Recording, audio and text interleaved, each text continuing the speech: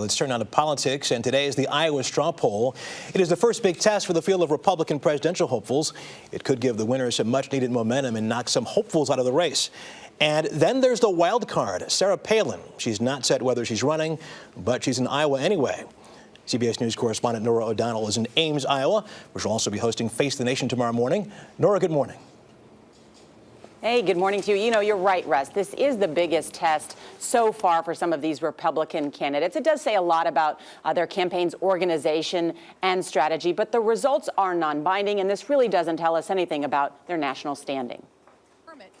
Michelle Bachmann is the favorite to win today's straw poll. We cannot just have the other team with the other jersey in the White House. She's campaigned in the state for just 2 months, but the Minnesota congresswoman was born here in Iowa, and she excites social and fiscal conservatives. Why is it government always wins? Why is it the taxpayer always loses? Connecting with voters is something that Tim Pawlenty has struggled with. We got to have results. And that's why today's straw poll results could affect the future of his campaign. What if you don't meet your goal? I think we will, but obviously, if we come in last or some ridiculous result, then we'll reevaluate. But I don't think that's going to happen. The stakes are enormous for the former Minnesota governor, and that's why he questioned Bachmann's qualifications in Thursday's debate. Her record of accomplishment and results is non-existent. You said the era of small government was over. That sounds a lot more like Barack Obama, if you ask me.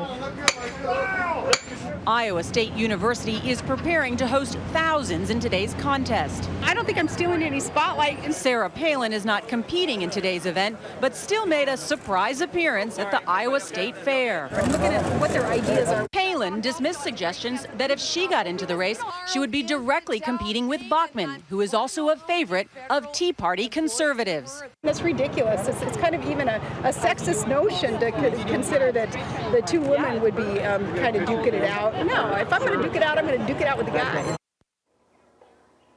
Now, some things to keep in mind about the Iowa straw poll. In order to vote, it costs you $30. That's because this is a fundraiser for the Iowa Republican Party. And already Ron Paul's campaign has admitted that they've bought some 3,000 tickets. Russ? Norah, you've been there for a few days now. Do you get a sense of who has the most momentum going into today's poll? I think there are high expectations for Congresswoman Michelle Bachmann that she could either win this thing or do very well. Ron Paul, as I mentioned, always has a very popular following. His campaign wants to do well, and they're admitting that they've bought thousands of tickets. This is a make-or-break moment in some ways, some people think, for former Minnesota Governor Tim Pawlenty. He's got to show that he can excite some voters, that he can turn out people. He doesn't say that he has to finish first or second, but he's got to finish in the front of the pack. So I think people will be watching less about who's number one, but who's really kind of in the front of that pack. I see. Okay, Norah, you hang on just for a second. I want to bring in our political analyst, John Dickerson, who is there with you right now. John, good morning to you.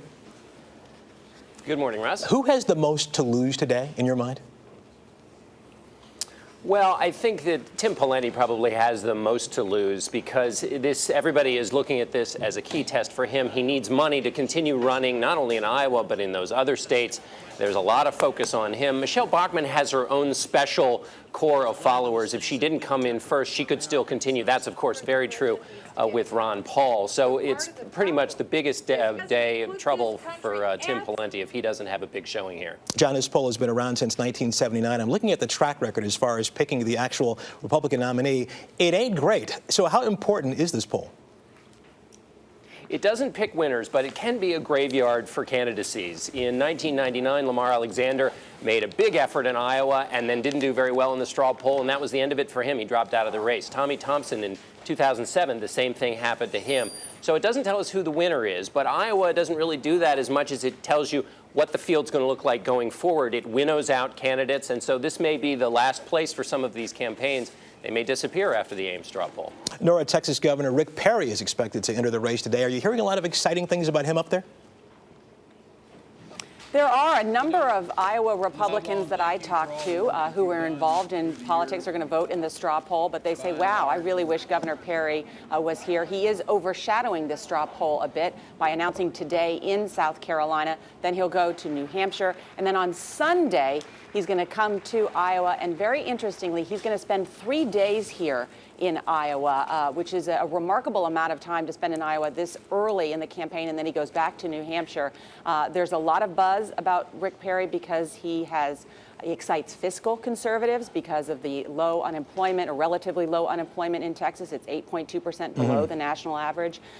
He excites social conservatives, religious conservatives. So he is definitely going to be a player in this contest. Okay, and finally, Sarah Palin. John, let me ask you, what's she doing there?